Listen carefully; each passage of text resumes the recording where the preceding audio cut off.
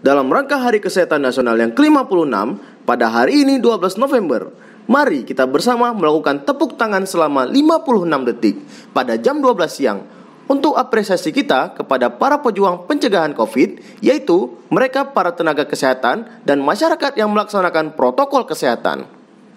Selamat Hari Kesehatan Nasional ke-56 tahun 2020.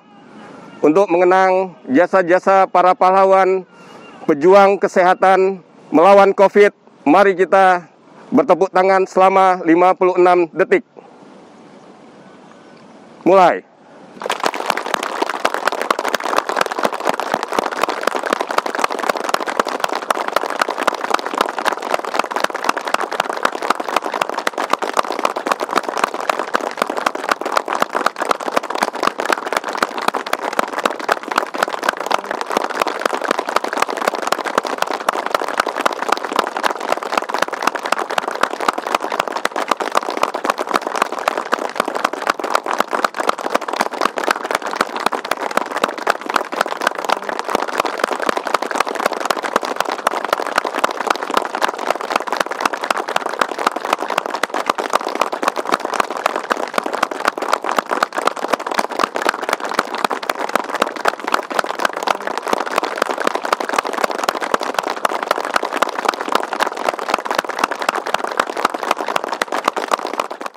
Rumah Sakit Jiwa Aceh hebat.